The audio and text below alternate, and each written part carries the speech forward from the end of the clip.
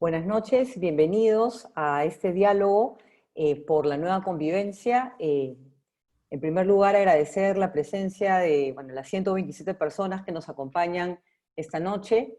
El día de hoy vamos a abordar el tema de pueblos indígenas amazónicos.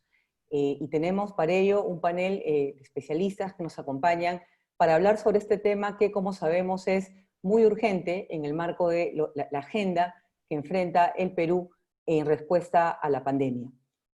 Antes de empezar, quisiera hacer una breve, explicación sobre el contexto en el cual tenemos este diálogo, y para luego pasar a presentar a nuestros panelistas. Este evento sobre pueblos indígenas amazónicos es parte de una serie de diálogos que viene siendo organizada por el LUM junto a las instituciones que formaron parte del grupo temático de ciencias sociales, que fue un grupo convocado por el MINSA, en el cual participaron investigadores de manera ad honorem, en el marco del cual se produjo este libro Por una nueva convivencia, que plantea un análisis sobre grupos que enfrentan vulnerabilidades específicas a la pandemia, ¿no? Entonces, el día de hoy vamos a abordar uno de los grupos que tuvo una sección en dicho libro, que son pueblos indígenas amazónicos. Paso ahora a presentar el panel que nos acompaña esta noche, ¿no? Tengo el agrado de presentarles a Federica Barkley, antropóloga, antropóloga social y, como sabemos, una especialista con amplia trayectoria en temas de Amazonía, historia amazónica. En la actualidad es presidenta de Equidad, un centro especializado en el análisis de políticas públicas, y es realmente un honor poder contar con Federica esta noche, de quien tanto hemos aprendido las generaciones de científicos sociales. Tenemos también el agrado de presentar a Iván La Negra. Iván La Negra es en la actualidad el secretario de la Asociación Civil Transparencia, pero también ha sido viceministro de Interculturalidad hace algunos años, y es un especialista en temas de interculturalidad y medio ambiente. Muchas gracias, Iván, por acompañarnos esta noche. También es un honor tenerte en esta conversación. Ruth Buendía, como todos sabemos, dirigente indígena de mucha trayectoria, ganadora del premio Goldman, dirigente de la CARE, la Central Ayánica del Río N, y también miembro de AIDESEP, está prevista sumarse a esta conversación. Ella se estará conectando en breve. Y también tengo el agrado de presentar a Fabiola Yetkin, quien es profesora de la Universidad Nacional Mayor de San Marcos, antropóloga. El contexto de esta conversación es el siguiente, ¿no? Fabiola y yo escribimos la sección sobre pueblos indígenas amazónicos en este libro que les comentaba sobre la nueva convivencia, y la idea es que a partir de ese texto tengamos un diálogo mucho más amplio sobre los retos, los desafíos y los pendientes para la agenda indígena. También tenemos en el programa las palabras finales de Ángela Acevedo, viceministra de Interculturalidad, por invitación del lugar de la memoria. Entonces, sin más preámbulo, empezamos. Tenemos 3 rondas previstas de diálogo. La primera ronda tiene que ver con temas alrededor del diagnóstico de la problemática que enfrentan los pueblos indígenas frente a la pandemia. La segunda ronda va a estar dedicada a recomendaciones, propuestas, y la tercera ronda está dirigida a atender las preguntas. Hemos recibido muchas preguntas. Muchas gracias por su participación, y palabras finales del panel que nos acompaña el día de hoy. Entonces quisiera invitar a Fabiola Yetkin para empezar esta primera ronda sobre diagnóstico por un espacio de 10 minutos. Gracias, Fabiola. Buenas noches a todos, buenas noches Norma, buenas noches Iván, buenas noches Ángela, buenas noches a todos los que están viéndonos y escuchándonos. Primero quisiera agradecer la invitación a esta mesa, a los organizadores, al grupo del MINSA, al LUM, a Manuel Burga en especial, y a todos los que han hecho posible el trabajo del Grupo Temático de Ciencias Sociales frente al COVID-19.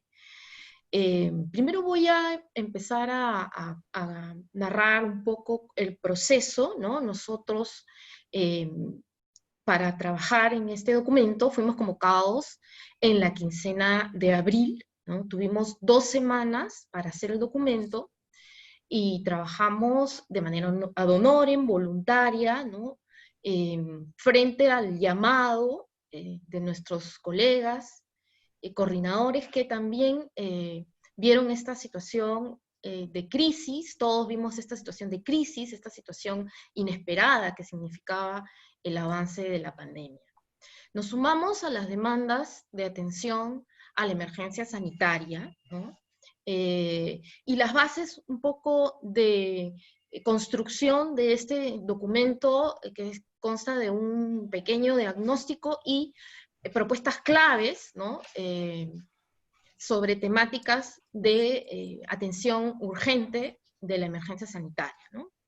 Nos sumamos, vimos la necesidad de incluir dentro del grupo temático y el análisis de las poblaciones vulnerables a los pueblos indígenas, de manera que para ello, en el proceso, consultamos nuestro documento, tanto a las organizaciones indígenas como a especialistas en temas amazónicos, y ahí es donde contamos con el apoyo de Frederica Barclay, que está ahora también presente, trabajamos con organizaciones como AIDESEP, con ORPIO, conversamos con ONAMIAP, el Grupo de Trabajo de Pueblos Indígenas, principalmente, ¿no? A todos ellos, nuevamente, nuestro agradecimiento por su participación.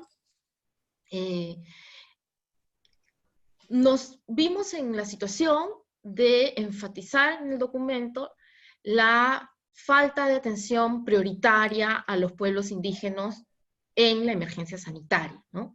De esto ya existía una serie de documentos que tuvieron a bien colegas también pasarnos sobre llamadas de atención, comunicados de urgencia, de alerta, de alarma, y también algunas medidas que ya se estaban tomando como de precaución para que no se expandiera la pandemia, el coronavirus, y en las comunidades nativas, y también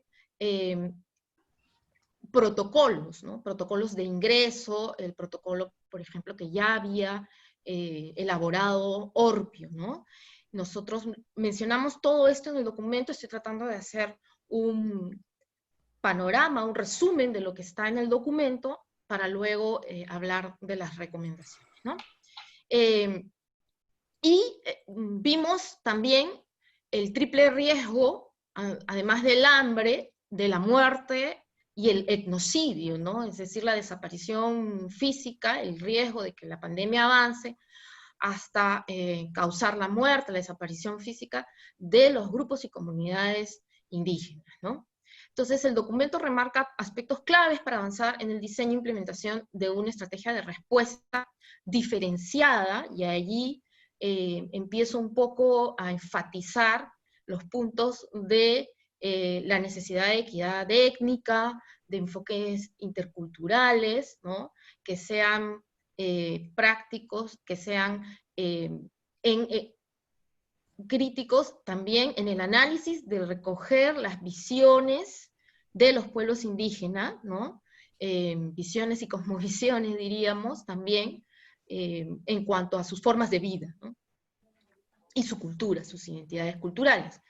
Y nos enfocamos en los ámbitos institucionales, sanitarios y sociales, ¿no?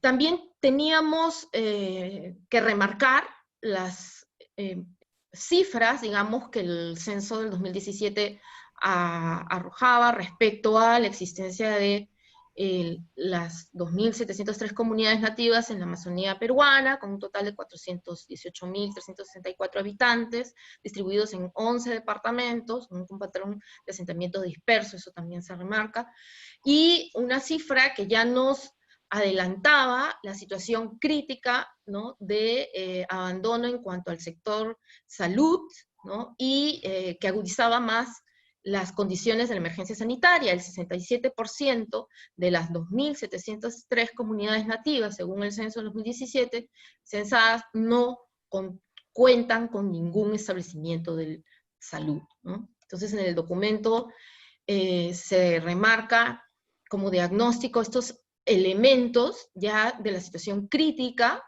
de los pueblos indígenas y las comunidades nativas, y busca entonces visibilizar, ¿no? Aspectos que tienen que ver con las lecciones que ya los pueblos indígenas y sus organizaciones habían dado respecto a las buenas prácticas, ¿no?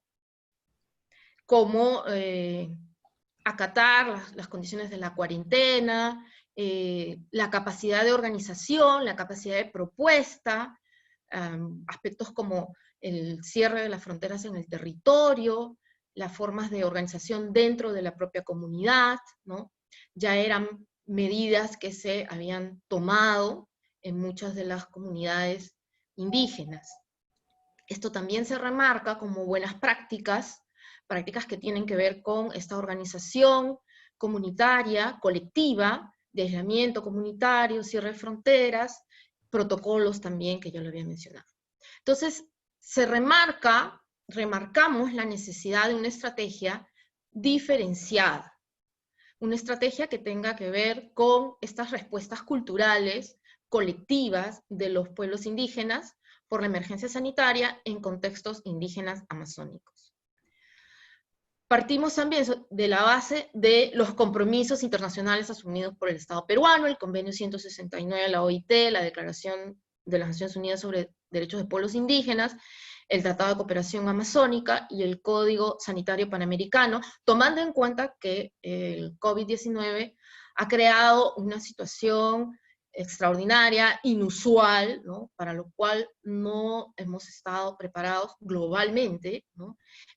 Pero aún más se agudizan, ¿no? Las crisis, sobre todo en cuanto a la situación sanitaria, ¿no? En el marco de las políticas de salud, pero también, como lo hemos visto, en el marco de las políticas sociales, ¿no?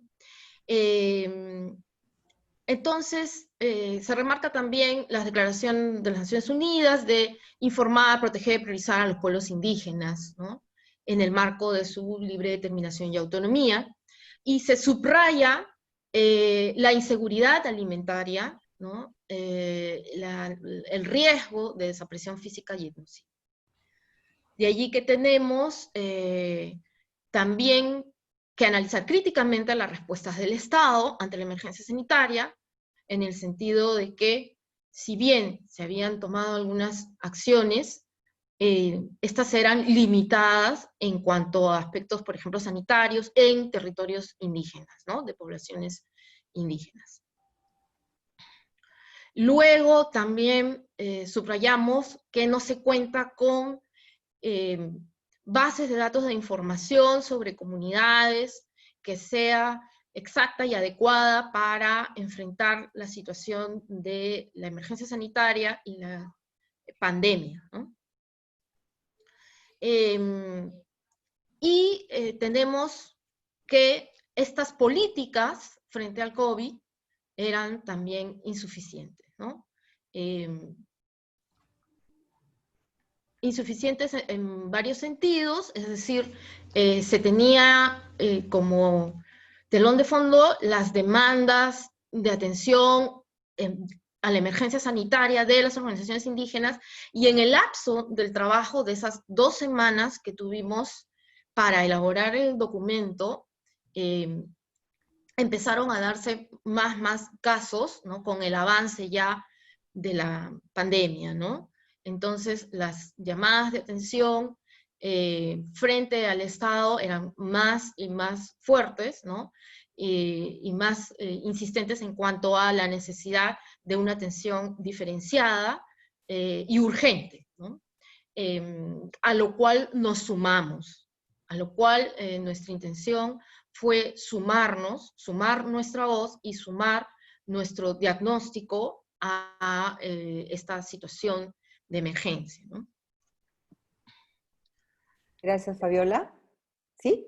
Estamos con el tiempo. De acuerdo, Justo. sí, está bien, perfecto. De acuerdo. Justo, yo tengo que acá estar controlando el tiempo. Me encantaría que podamos seguir, pero justamente para ir avanzando, ahora le cedo la palabra a Federica Barkley para esta primera ronda sobre diagnóstico, cómo encuentra la pandemia a los pueblos indígenas, qué impactos estamos viendo en territorios indígenas. Gracias, Federica. Gracias, Norma.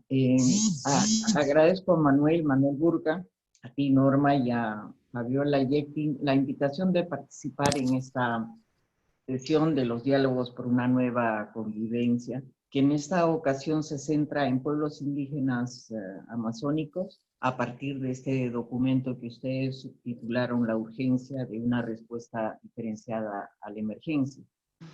En esta primera ronda, que está prevista que se vincule más directamente al documento, yo lo que quisiera hacer es comenzar por situar el documento que hoy comentamos en la coyuntura en que se concibió y desarrolló para apreciar mejor su propósito de mejorar la efectividad de las medidas. Ya Fabiola nos ha dado algunas pautas de en qué contexto fueron convocados y trabajaron, pero me parece que es relevante correlacionar algunos de estos hitos para entender la magnitud del desafío.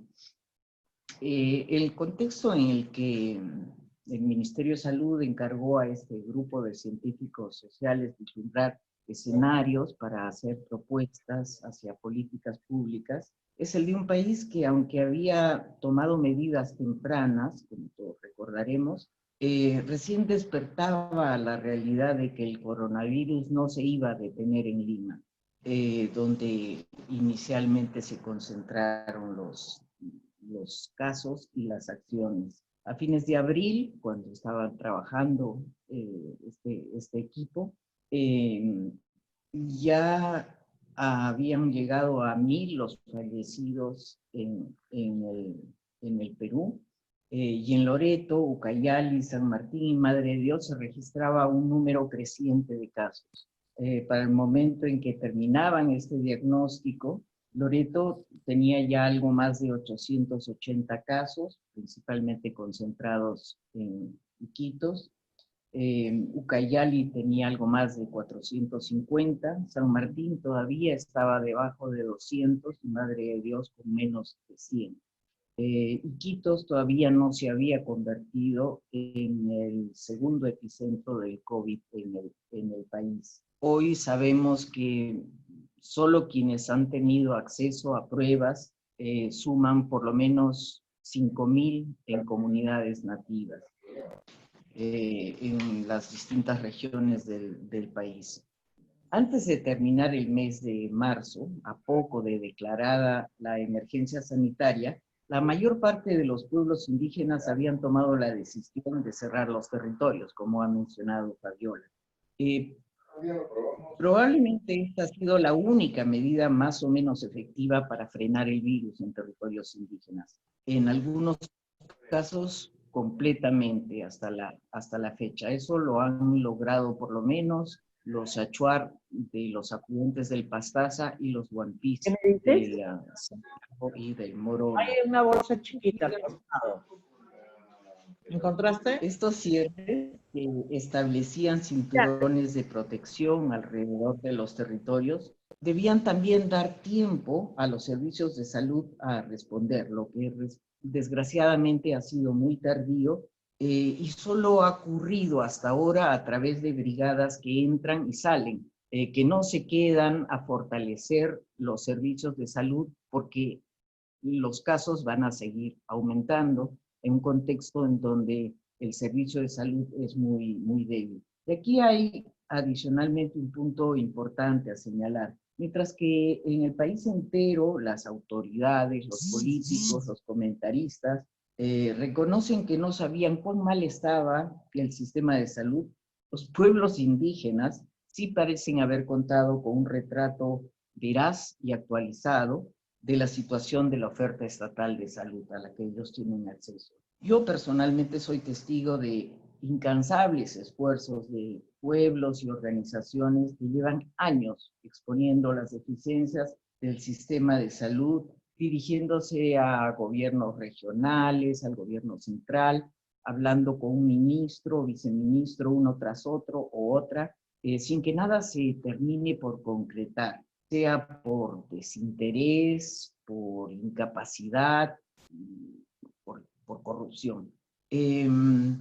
Siempre las emergencias, siempre se alude a que existen emergencias que hace que se tenga que derivar recursos hacia otras actividades, otras prioridades. También he visto a las organizaciones proponer al Estado sistemas de participación en la gestión de programas para atender las deficiencias en la salud. He visto acuerdos firmados a nivel ministerial, he visto estudios hechos en conjunto con el Estado para que el Estado viera con sus propios ojos las falencias y al final es como que no entran balas. Incluso hay una cierta resistencia a publicar esos resultados de estudios. Me refiero en concreto al estudio toxicológico que se hizo hace 2 años con el Ministerio de Salud, incluso a un análisis de situación de salud que se hizo para la llamada la región llamada Cuatro Cuencas. El Estado está obligado por el convenio 169, más o menos cito, a planear y administrar los servicios de salud en cooperación con los pueblos interesados, y a tener en cuenta sus condiciones económicas, geográficas, sociales, así como sus métodos de prevención, prácticas curativas y medicamentos tradicionales. Pero esto está muy lejos de suceder. Los reclamos de los pueblos indígenas no son porque faltan dentistas, que también faltan, sino porque la calidad de la oferta es deficiente, los servicios están subfinanciados, hay una actitud de discriminación en estos servicios que el Estado ofrece. Es decir, los pueblos, sus organizaciones resienten la incapacidad del Estado para cumplir con esa obligación de derecho a la salud, que es un derecho fundamental, y como dicen diversos pactos internacionales y la propia OMS, todos tenemos derecho a tener el más alto nivel posible de salud. Lo que se ofrece es muy elemental y de muy mala calidad, muy escaso. La más básica obligación, que es la de vacunar para evitar enfermedades transmisibles, presenta actualmente enormes deficiencias. No eran las mismas en el pasado, antes estaban mejor las cosas. Estas deficiencias son tan grandes en las regiones indígenas que ni siquiera sabemos acaso si los niños están cubiertos, están protegidos contra enfermedades transmisibles. Los datos de cobertura no son confiables, las vacunas que se administran muchas veces han perdido efectividad. Y cito el ejemplo del año pasado, a fines del año pasado, cuando se vacunó con multidosis, es decir, dosis como para 10 niños, se le aplicaron individualmente a un niño, o sea, un niño recibió 10 dosis, y estos niños de Achuar y Quechua del Pastaza ni siquiera tuvieron una reacción alérgica. Y no pasó nada porque estas vacunas habían perdido efectividad, porque la cadena de frío no está funcionando. Esa cadena de frío es necesaria, es una obligación que esté funcionando para que tenga sentido un programa de vacunación. Por eso cuando Norma y Fabiola intentaron un diagnóstico y exploraron propuestas para responder a la emergencia de los pueblos indígenas, estos y sus organizaciones tenían ya un mensaje bien articulado de lo que se quería, de lo que ellos esperaban como una respuesta efectiva en sus territorios, y es así como ellas pudieron recoger de estas organizaciones esta demanda frente al COVID.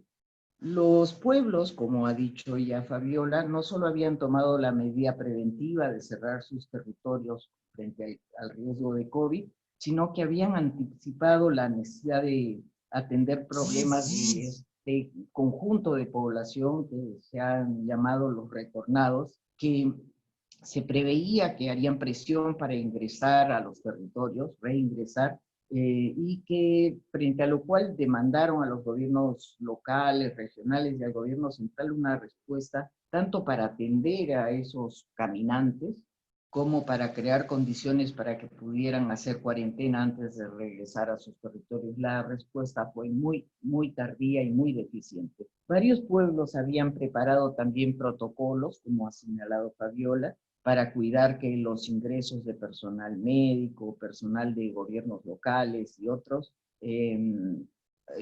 implicaran el riesgo de llevar el virus. Y para cuando yo conversé con Norma y Fabiola, ya se había producido el ingreso de un alcalde a comunidades del río Corrientes en Loreto, que se aferró a una norma de la PCM que exigía que se hiciera una entrega casa por casa, y que tampoco requería que el personal estuviera probadamente libre de virus. A pesar de las advertencias y del pedido de las organizaciones de que se adecuara a estos protocolos, valiéndose de una experiencia centenaria de enfrentar epidemias, de cómo se transmiten y cómo se evitan las epidemias, las autoridades actuaron al margen de esa recomendación y hoy tenemos un problema muy serio en esta parte de Loreto. Es así que estos temas alcanzaron a ser recogidos oportunamente por el documento que hoy comentamos. Es verdad que la Dirección de Pueblos Indígenas y Originarios del Ministerio de Salud había empezado ya a idear un plan que llamó de prevención y contingencia, buscando insumos para una mejor ruta, pero este plan tomó tanto tiempo en concretarse que recién se oficializó el 25 de mayo.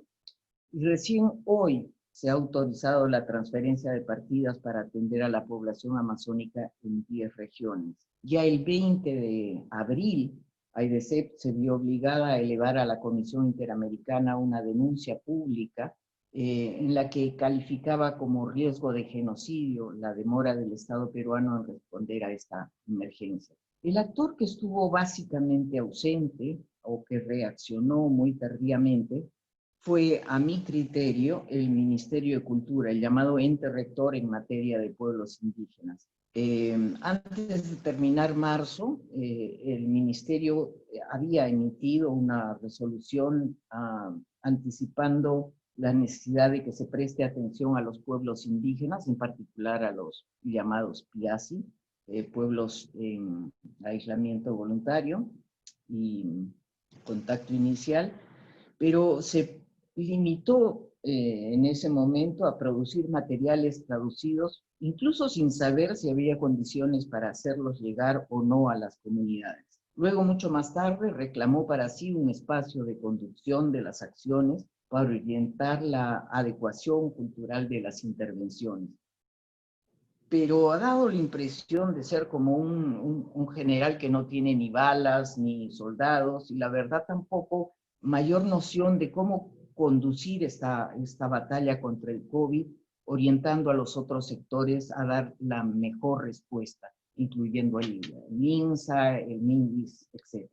Entonces, lo que tenemos es una respuesta muy insatisfactoria en este momento, y creo que tenemos todavía un tramo en que tenemos que enmendar esa actuación pública del Estado, pero sobre todo también encontrar rutas para que a futuro, en este futuro post-COVID, esas condiciones puedan ser superadas. Gracias.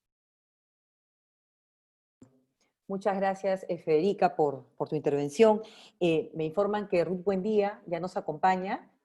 Buenas noches, Ruth, bienvenida. ¿Sí? ¿Me escuchas, Ruth? Sí, buenas noches con Buenas todos. noches, Ruth.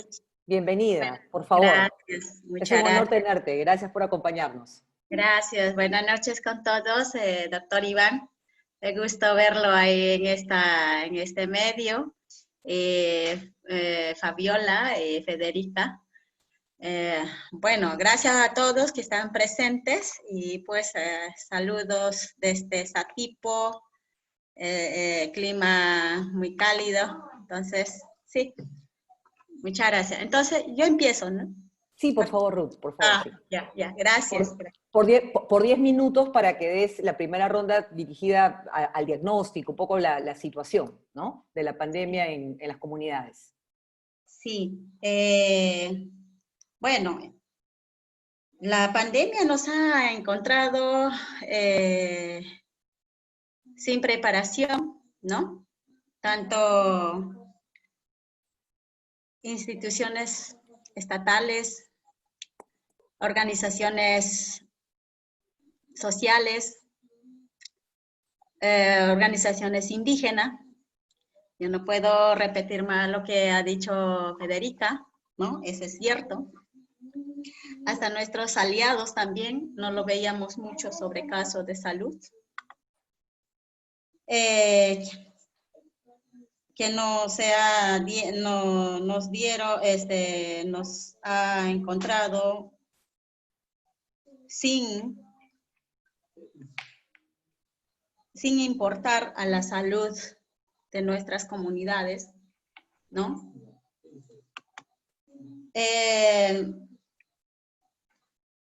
La prueba de esta pandemia que nos ha encontrado a la falta de oportunidades para la población rural, a la falta de oportunidad de educación de calidad, la falta de apoyo a la iniciativa económica, como por ejemplo artesanías, y además nuestros hermanos indígenas salieron a las ciudades, ¿no? Que hemos visto que en las ciudades, en las capitales, hubo hermanos indígenas que también pidieron auxilio o también caminando para regresar en las comunidades, en sus orígenes, ¿no? Eso es por la falta de oportunidades laborales para la población indígena con el apoyo a la producción agrícola, iniciativa económica indígena, agronegocios dentro de sus territorios, ¿no? Los gobiernos locales que tengan,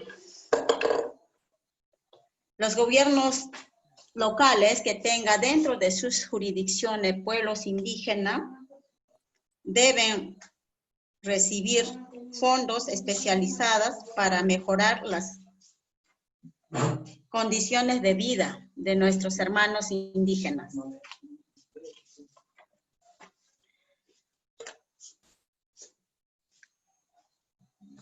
La lucha de los pueblos indígenas continúa, como lo que dijo la señora Federica, ¿no? Continuamos luchando, ya que nuestra organización nacional, las organizaciones regionales, ha estado reuniéndose cada vez más con los ministerios, con los responsables sobre de salud para que pueda intervenir en nuestras comunidades. Pero hemos estado reuniéndose, pero no hay resultado, como lo dijo que me antecedió. Pero sin embargo, que nosotros como pueblos indígenas seguimos creyendo último que es perder las esperanzas, a pesar de todo que el sistema estatal es muy engorroso. Aquí donde estoy en Satipo, por ejemplo, hemos estado reuniéndonos con los redes de salud, MINSA, ¿no? Para que pueda intervenir en las comunidades, que gracias a Dios aquí en la zona selva central, en Cuenca de Río N, todavía no tenemos hermanos con coronavirus detectados, ¿no? Gracias a Dios.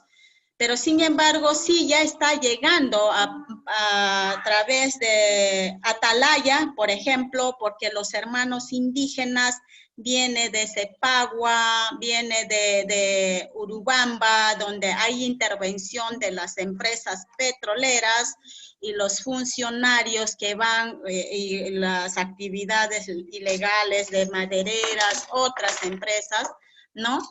De ahí se están subiendo y ahora tenemos como 3 personas en la comunidad nativa que es Betania.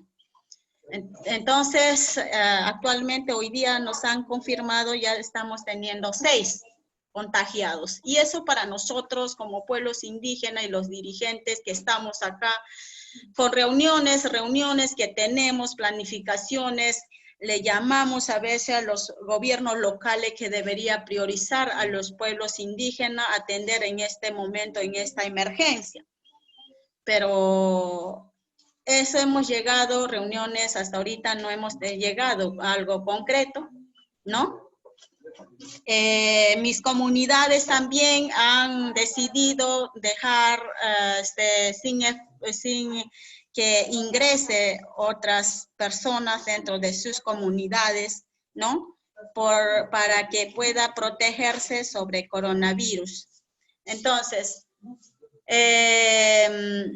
y aquí lo que me han antecedido, ya sabemos que en la Amazonía, hermanos indígenas, ha habido fallecidos, que no ha habido la facilidad y la pertinencia de atender a nuestra población. Justamente la Organización Nacional AIDESEP ha estado coordinando, o sea, ha estado yendo a las reuniones o también articulándose con la Comisión de Pueblos Indígenas en el Congreso de la República, viendo sobre este caso. Además, nuestra Organización Nacional AIDESEP ha presentado un plan al gobierno central, ¿no? Antes de pandemia, en diciembre del año pasado, le hemos presentado al presidente Vizcarra sobre la intervención en nuestras comunidades, pero hasta ahorita se le ha pasado en el Viceministerio de Interculturalidad, ya que es el ente encargado que debería diseñar las políticas públicas para los pueblos indígenas. Pero muchas veces lo que vemos que no se está haciendo rápidamente para que puedan atender a nuestras comunidades acorde a la realidad, acorde a la cosmovisión de los pueblos indígenas. Aquí, si bien AIDESEP está participando en el GTPI, pero muchas veces la agenda lo ponen los funcionarios del Ministerio, del Viceministerio de Interculturalidad, y lo mismo pasa en educación, ¿no? Lo mismo sucede en salud, ¿no? Nos pone la agenda, estos son buenos para ti, esta receta para ti, para los pueblos indígenas, pero muchas veces no se configura de acuerdo a la realidad de nuestras comunidades, a la realidad de la jurisdicción culturalmente territorial hablando, ¿no? Y pues, en verdad que lamentablemente en nuestras comunidades en esta semana hemos perdido hermano indígena que es Santiago Manui, ¿no? En verdad es una pena que muchas veces deja familias que como cualquier persona, familia que dejamos, a veces dejamos mucha tristeza de asumir en la familia, ¿no? Entonces eso es lo que puedo yo decir en este momento, que es tristemente ver que mi pueblo que no está atendido por nuestro gobierno, por nuestro sistema del Estado peruano, donde nosotros con orgullosamente en nuestras comunidades cantamos el himno nacional, que somos libres y somos del Perú, somos hermanos peruanos, pero lamentablemente nuestra sociedad capital en Lima muchas veces los descentraliza todas las inversiones dentro en capitales de las ciudades, pero no se planifica acuerdo o recordarse también las planificaciones y presupuestar especialmente para atender a nuestras comunidades. En realidad que en las comunidades de los pueblos indígenas hay desnutrición crónica, eso es lo que no hemos visto también como instituciones públicas, privadas, las ONGs, las organizaciones indígenas. Hay muchísimas necesidades que hay allá en las comunidades, por ejemplo, a falta de infraestructura, a falta de agua potable, por ejemplo. No es que COVID y las enfermedades vienen, nos agarra o le agarra a los hermanos indígenas. Muchas veces es más débil porque tiene la desnutrición crónica en sus comunidades, que ya no hay alimentos que daba la naturaleza, lo que eran antes nos daba, no dependíamos del mercado. Ahora con esta pandemia que nos ha agarrado, ahora con los bonos, nuestros hermanos indígenas le ha tocado a algunos familiares y vienen pues a las ciudades a cobrar y llevar víveres algunos, y pues una yapita lleva con el coronavirus, y ahí es el fatal que puede llegar en las comunidades y podemos tener pues enfermos y muertos en nuestras comunidades. Sí, muchas gracias. Muchas gracias Ruth por tu intervención y por traer la voz, la vivencia de las organizaciones indígenas, y como sabemos, ¿no? Yo creo que queda claro, ¿no?, que los pueblos indígenas viven una emergencia hace ya bastante tiempo, ¿no?, como bien han señalado los colegas, ¿no? De alguna manera la mirada tan centrada en la capital, ¿no?, en la experiencia de lo que hemos vivido en las grandes ciudades, también ha hecho que no solamente la gestión pública reaccione tarde, sino también la opinión pública no preste la atención debida a esta situación que claramente es urgente. Para seguir con esta primera ronda de diagnóstico, ahora le cedo la palabra a Iván La Negra. Gracias, Iván. Muy buenas noches a todos los que nos escuchan. Un saludo a Norma, Federica, a Fabiola, a Ruth, a Ángela, y un abrazo grande también a Manuel, y muy agradecido por la invitación. Es evidente en el documento que Fabiola y Norma han preparado, ¿no? Es muy clara la situación de problemas tanto en cobertura como calidad de las políticas públicas de alcance universal en la Amazonía. Eso creo que es un primer elemento hecho que pues genera un conjunto de problemas para cualquier tipo de respuesta del Estado ante una situación de emergencia. Y también me parece que es muy clara en ese análisis el constatar problemas de adecuación de las políticas a las características específicas de la Amazonía y de los pueblos indígenas. Esos elementos implican en muchos casos un claro desconocimiento de dinámicas territoriales, de dinámicas económicas, de dinámicas sociales, de dinámicas culturales. Y eso en muchos casos agrava el problema de las carencias de las políticas universales. Entonces, esa combinación de elementos reduce significativamente la débil situación de esas políticas en la Amazonía. Creo que ese primer elemento es bastante claro, y me parece que gran parte de las recomendaciones que luego el documento trae consigo apuntan en una medida a dar una respuesta a esta situación. Quisiera yo, a partir de ese punto, tratar de agregar algunos elementos adicionales. Es decir, algunos elementos que el documento también, creo, de una manera señala de forma indirecta, pero que es importante poner sobre la mesa, ¿no?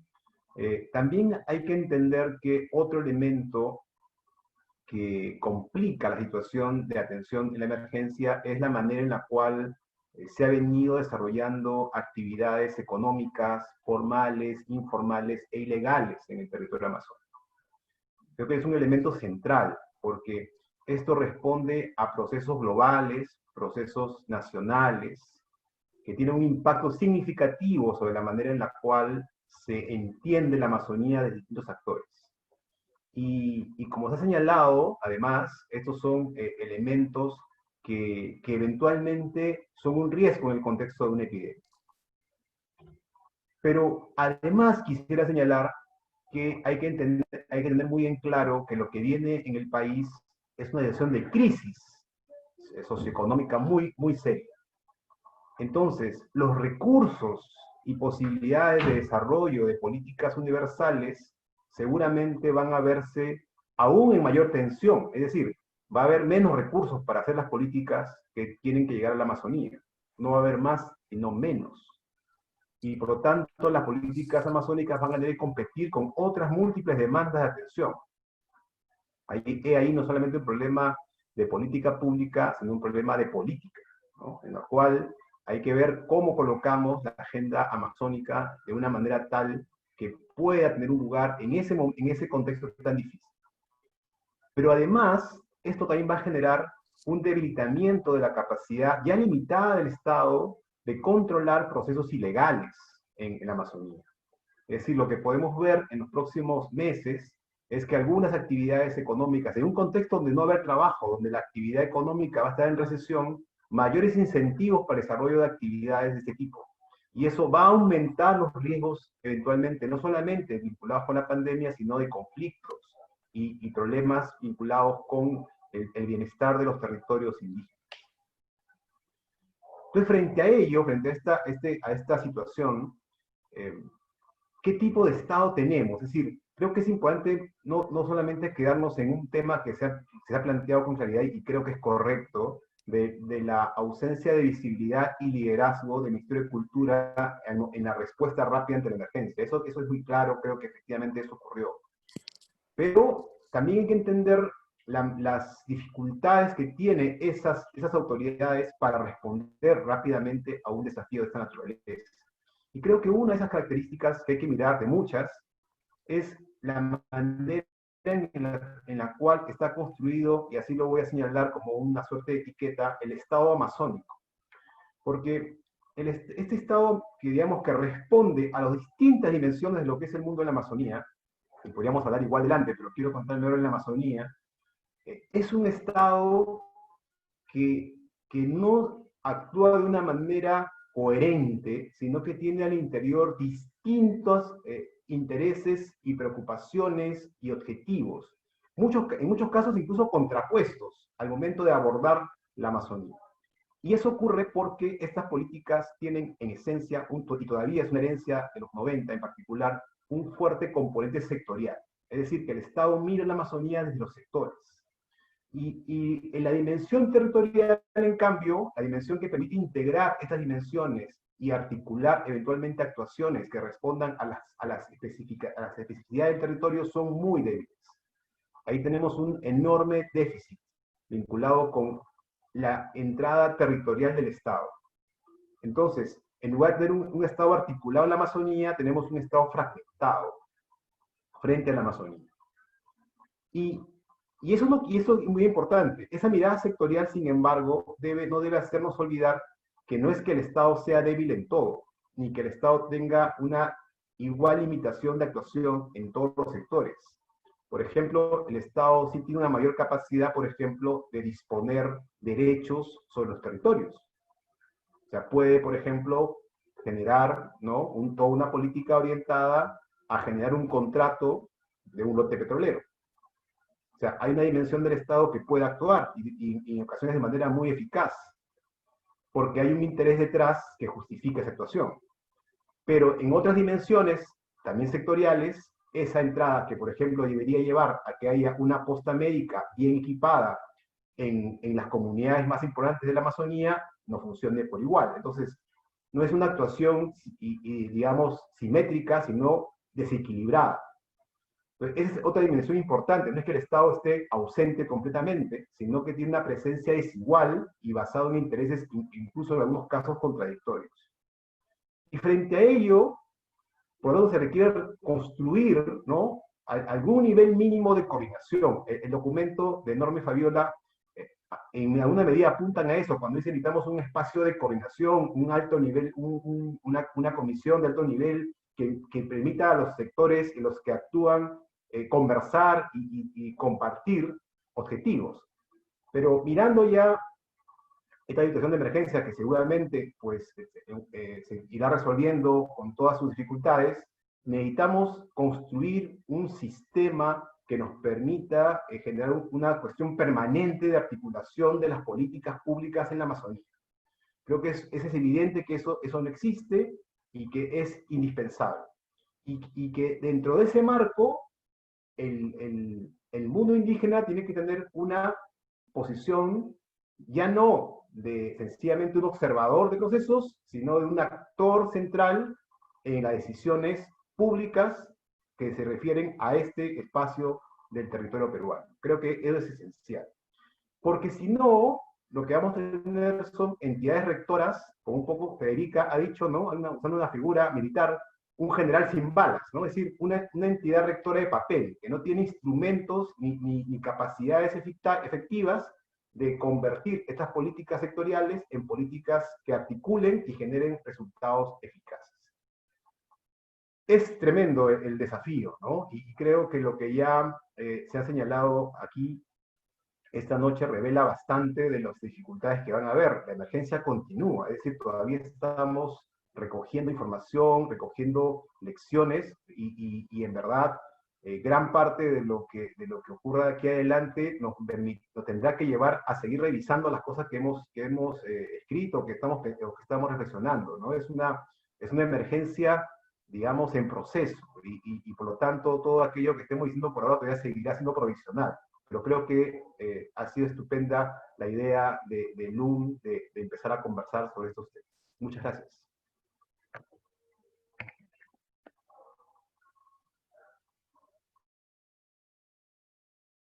No, me había olvidado prender el micro, perdón.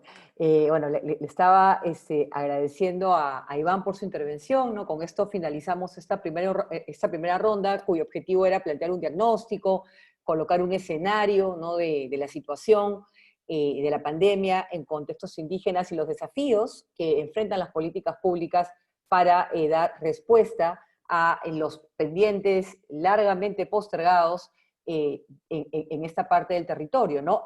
Antes de pasar a la segunda ronda, yo quisiera destacar un par de ideas, ¿no? Que me parecen, bueno, todo lo que ha dicho, digamos, es digamos, absolutamente relevante, pero me parece que el día de hoy, como sabemos, cumplimos 100 días, ¿no?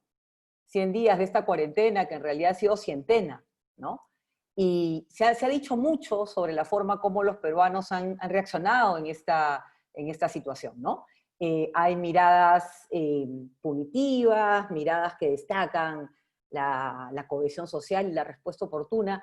Yo creo que un mensaje bien importante que es bueno transmitir en un espacio como este es que los pueblos indígenas han dado una lección de ciudadanía a todos los peruanos.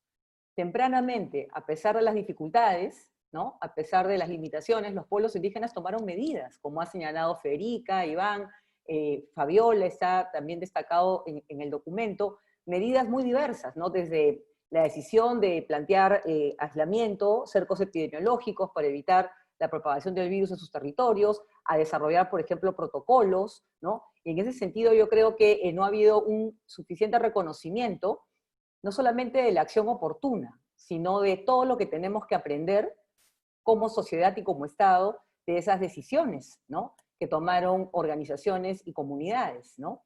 Y la reacción rápida que tuvieron. Ahora, en ese contexto, como bien han explicado los colegas, la situación de la pandemia cambia rápidamente y la emergencia amazónica continúa, ¿no? Por ejemplo, sabemos, ¿no? De acuerdo a los datos epidemiológicos recientemente presentados por el MINSA, que la curva en Loreto está decreciendo, pero eso no quiere decir que la situación no siga siendo delicada en zonas indígenas. Lo que está sucediendo en muchos puntos de la Amazonía es que la epidemia va yendo hacia zonas rurales, hacia donde están las comunidades, donde, como podemos imaginar, hay menor capacidad de detección y atención, ¿no? Y en ese sentido, queda claro que el Estado pues tiene muchos pendientes, ¿no? Como señalaba Federica, ¿no? La importancia de enmendar la acción, ¿no? y mirar hacia este futuro, esta agenda, digamos, post-COVID, los cambios más estructurales que tenemos que hacer, pero también las medidas inmediatas de respuesta al contexto que vamos a enfrentar no solamente este año, posiblemente los próximos 2 o 3 años, donde, como sabemos, va a haber un impacto en cuanto a aumento de pobreza, desempleo, situación de precariedad y vulnerabilidad en los hogares en general y particularmente en la Amazonía y los pueblos indígenas, que es el tema que nos congrega esta noche, ¿no? Entonces, en ese sentido, quisiera hacer un puente, ¿no?, hacia la segunda parte de esta conversación, ¿no? Como han señalado los colegas, cuando analizamos la forma como el Estado se ha vinculado con la Amazonía, de alguna manera la figura que destaca es la incomprensión histórica que ha tenido la gestión pública del contexto, de las necesidades, de los actores que son los relevantes para poder hacer no solamente una política bien diseñada, sino también bien implementada.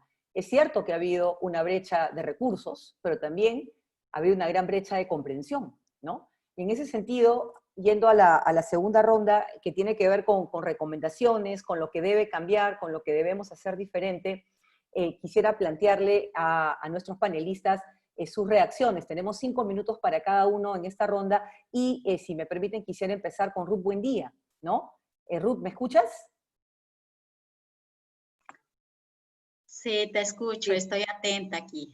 Excelente, excelente, Ruth. Entonces, por favor, te cedo la palabra para que tú puedas iniciar esta segunda ronda dedicada a las recomendaciones, a los temas que deben mejorar en las políticas públicas de cara a la emergencia del COVID en la Amazonía y las consecuencias que tiene en los pueblos indígenas. Muchas gracias. Sí, sí, lo que podría recomendar es distribuir las medicinas que creo que ya han planteado las organizaciones indígenas en sus diferentes jurisdicciones. Han estado coordinando con los gobiernos locales responsables de salud en sus jurisdicciones como departamentos, en las direcciones regionales, ¿no?, de salud. Entonces, aquí se tiene que implementar a los puestos de salud que está, como lo dijo el doctor Iván La Negra, ¿no?, que se debería implementar puestos de salud que está más cercana de la población indígena. No estamos diciendo que no se implemente en las capitales de la provincia. Eso también es importante, pero también acá se tiene que priorizar también la más incógnita de las comunidades que no tienen acceso de venir hacia la capital de las provincias o hasta ir, como por ejemplo aquí en Satipo, nosotros tenemos a las comunidades del Cuenca del N, del BRAE, por ejemplo, es 5 horas para llegar a un puesto de salud que es Puerto Copa. Y esa es la primera atención que nos podamos hacer triaje después, si es que tenemos COVID, si tenemos todas estas COVID muy fuertemente, nos pasa a Satipo es 3 horas para llegar de Puerto Copa a Satipo y 8 horas para llegar a Huancayo. Entonces eso a nosotros, pienso que también así ocurre en la Amazonía, que más extensa, si nosotros no tenemos acceso aquí rápida a la atención de salud. Y hay pues las propuestas que se están dando y los pueblos indígenas y a los gobiernos locales debe hacer, invertir ahora reflexionando, priorizar, crear oportunidades en la zona, que ya no queremos ver nuestras poblaciones indígenas o de los centros poblados van en capital de Lima, por ejemplo. Entonces, aquí tenemos que empezar ya a dar este giro, reflexionemos y las políticas públicas que los viceministerios de interculturalidad que tiene que hacer acorde a las realidades que tenemos. Otro, en los gobiernos nacionales o regionales tiene que garantizar la seguridad alimentaria, ¿no?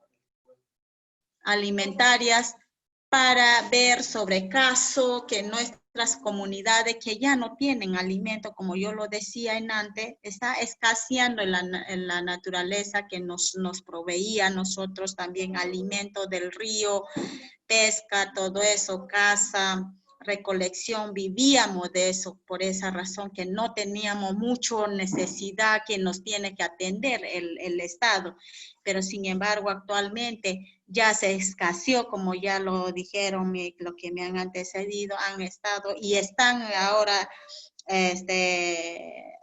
reiniciando la economía, la actividad económica, entonces cada vez más vamos a tener conflicto, más problema vamos a tener en nuestras comunidades, en nuestros territorios, que también los ríos, lo que nos alimentábamos, lo que nos bañábamos, están contaminados. Entonces, la razón es que los gobiernos locales y los gobiernos regionales tienen que invertir, dar la calidad de alimentos, salud, de agua, ¿no? Educación de calidad, ¿no? En las comunidades, que ya no debemos estar dependiendo mucho en las capitales de Lima, ir en la universidad, por ejemplo, la calidad de educación que tenemos muchas veces se ha descentralizado en Lima. Entonces, lo que se debe hacer ahora tiene que dar oportunidades en nuestras localidades. Muchas gracias. Muchas gracias, Ruth. Ahora quisiera invitar para continuar a Iván. Gracias, Norma. Cuando uno mira la trayectoria de la política reciente en interculturalidad, ¿no? La creación del Ministerio de Cultura y la creación del Viceministerio de Interculturalidad, ya de eso van a ser 10 años, se cumple en poco tiempo. Ha habido sin duda una incorporación de políticas e instrumentos en ese proceso. De hecho, personalmente yo estaba a cargo de una etapa de esa trayectoria. Pero es claro de que esto ya cumplió un ciclo, ¿no? Es decir, que ya un momento inicial de incorporación de algunos lineamientos y ciertos instrumentos básicos como la consulta fueron importantes, son importantes, pero se requiere otro nivel de músculo, ¿no? Para dar un siguiente paso. Creo que hay que empezar seriamente en una revisión, ¿no? del diseño del Viceministerio de Interculturalidad, del propio Ministerio de Cultura. Creo que es un tema súper urgente. Lo otro es que necesitamos visibilizar el tema amazónico en el Estado. Creo que un territorio tan grande dentro de nuestro país, con digamos, con un significado histórico tan grande, y con una brecha y con una deuda tan enorme, no puede seguir siendo invisible dentro de la estructura del Estado. Creo que es un tema urgente, podemos construir una discusión sobre eso. Es decir, no hay que imponer de arriba hacia abajo esa respuesta, lo que hay que hacer es construirla con los actores. Ese es el otro elemento clave. Es decir, si vamos a hacer eso, si vamos a visibilizar la Amazonía, tenemos que construir ese proceso del Estado con la gente de las bases, de los pueblos indígenas en la Amazonía. Creo que eso es esencial y es un tema que no hay, digamos, no hay opción. Si queremos hacerlo bien, tiene que ser de esa manera. Y lo otro, en esa estructura, un elemento crucial es repensar nuestra descentralización mirando esa nueva forma de mirar la Amazonía. Porque el gobierno regional, la municipalidad, como ha dicho Ruth, ¿no? Tienen funciones concretas, ¿no? Y tienes, claro, desde el alcalde que termina siendo un vector del virus, ¿no? Pero también tienes dificultades muy grandes, ¿no? de municipalidades sin recursos suficientes para hacer lo mínimo, ¿no? Entonces tienes, digamos, varios elementos ahí claves. Creo que ese es un elemento crucial para poder darle contenido real al Estado en el territorio. Ahora, esa discusión creo que va a ser una que vamos a tener que hacer, digamos, en este momento casi post-emergencia, pero es una discusión sin duda urgente. ¿Sí? Gracias, Iván. Muchas gracias. Ahora quisiera invitar a Federica. Gracias. Quiero decir un par de cositas antes de entrar a las recomendaciones. La primera, decirle a Ruth que me alegro muchísimo de saber que el N está todavía libre de COVID. Lo segundo es que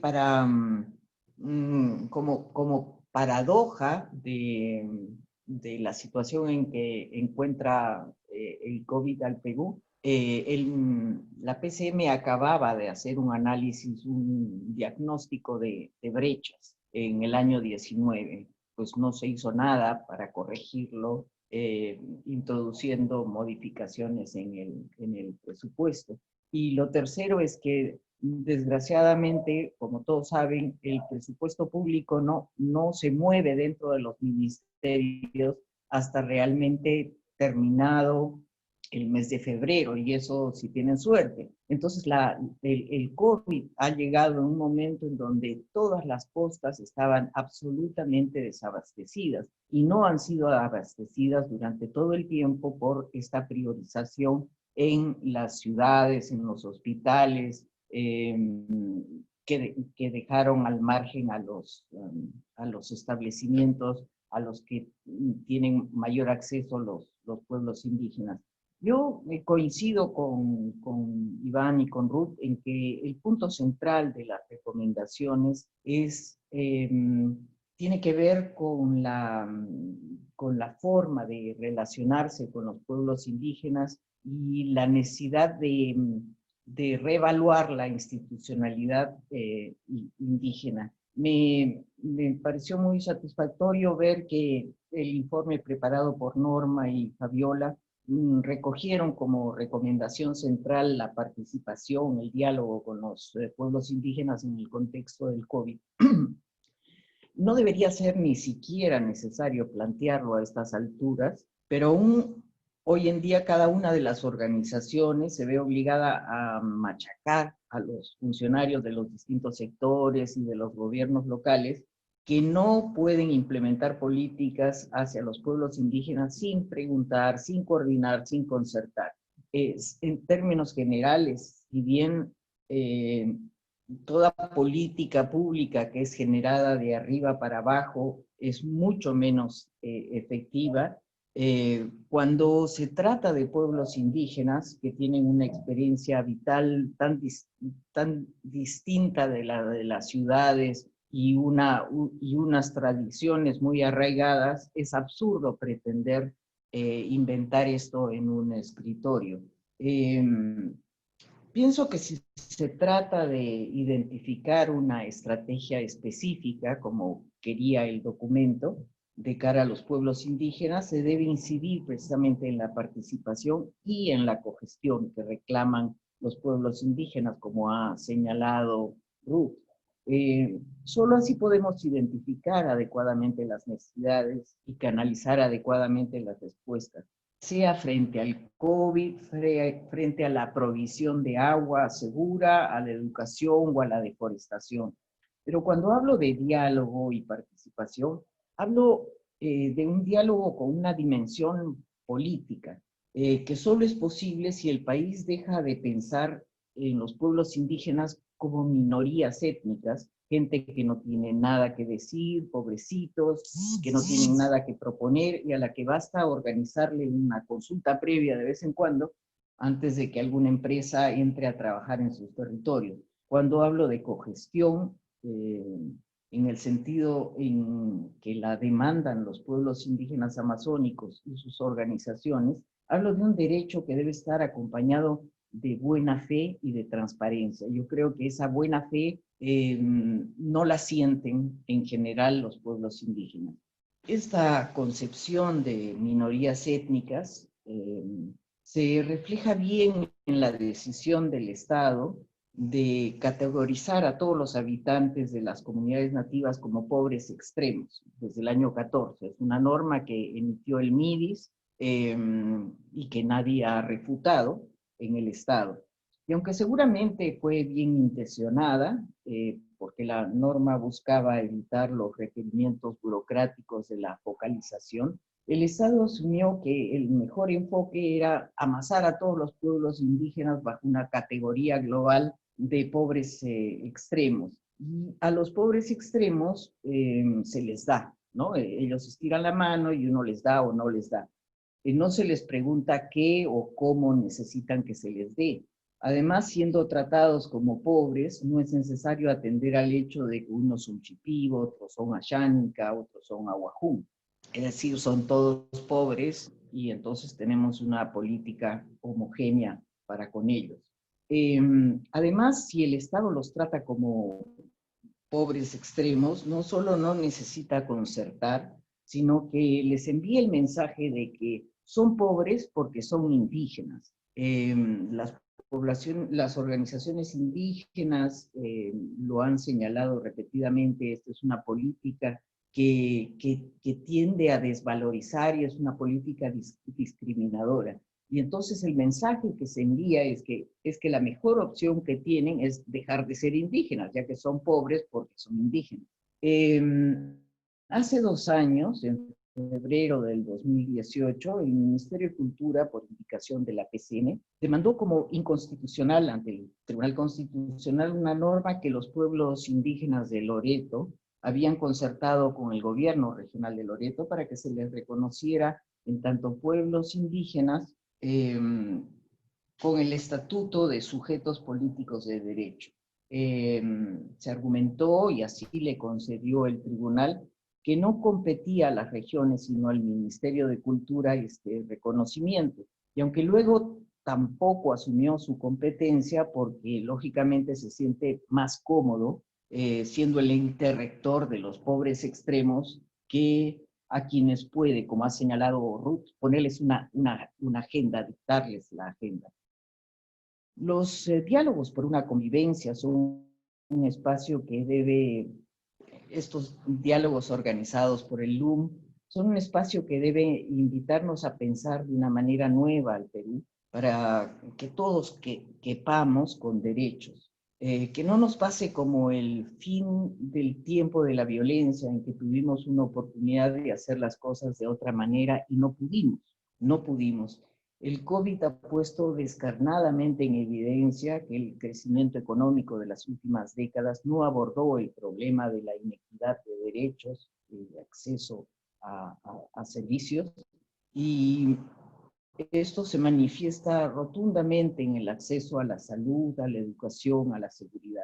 Estos diálogos nos invitan a que como ciudadanos estemos al tanto de cómo se supera esas inmensas brechas que han sido puestas en evidencia. Yo espero que seamos capaces de acompañar a los pueblos indígenas en este propósito de acompañar la implementación de acciones y de exigir cuentas también después. En las últimas semanas se ha empezado a implementar los comandos COVID indígenas a exigencia de las organizaciones indígenas, que deberán orientar la inversión de los fondos asignados al plan de atención, y ojalá esos comandos doten a las organizaciones indígenas de apoyo suficiente para verificar que ese plan y esa inversión no se vean mermados por la corrupción. Sabemos, sin embargo, que en términos de acceso a la salud, la agenda es muchísimo más grande que la que viene con el COVID. Hay demandas acumuladas muy serias, como por ejemplo la atención de pueblos expuestos a metales pesados por la contaminación petrolera, que está en la cola hace mucho tiempo y el Estado no se decide a enfrentar un tema que ya la OPS, la OMS han reconocido que son centrales en países que dependen tanto de la extracción de recursos naturales. El documento sugiere una comisión multisectorial y aquí vale la pena hacer también una referencia histórica, y coincido con Iván en que este proceso de implementación de la institucionalidad ha cumplido su ciclo, que tiene que ser repensado. En el año 97, el Banco Mundial, que estaba promoviendo debates en distintos países de América del Sur acerca de la institucionalidad que garantizara la incorporación de los pueblos indígenas, digamos, con derechos, logró, digamos, sus diagnósticos, lograron sacar del subsuelo del Ministerio de la Mujer de esa época a una oficina que se ocupaba de pueblos indígenas, mujeres y tercera edad, me parece, o solo tal vez tercera edad.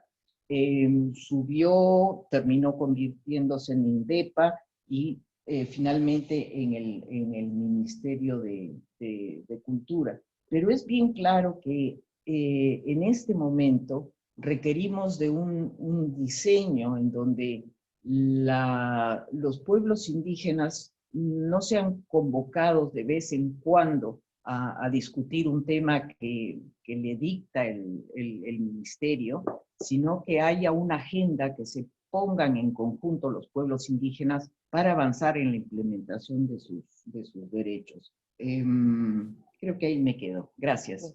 Muchas gracias, Federica. Fabiola, para cerrar esa segunda ronda. Gracias. De acuerdo, me toca a mí. Ya no tengo mucho que decir. No, después de las intervenciones, bueno, para seguir la línea de lo que han dicho tanto Ruth como Iván y Federica, yo quisiera decir, bueno, nosotros hicimos recomendaciones en las dimensiones institucional, sanitaria y social, ¿no? Lo que tenemos, en verdad, siguiendo la línea de los argumentos y del análisis, ¿no? Que ya se ha hecho, es dos escenarios, ¿no? Uno positivo y uno totalmente negativo. Para el positivo, la esperanza, ¿no es cierto?, de que van a haber efectivamente cambios como también se manifiesta en el documento, ¿no?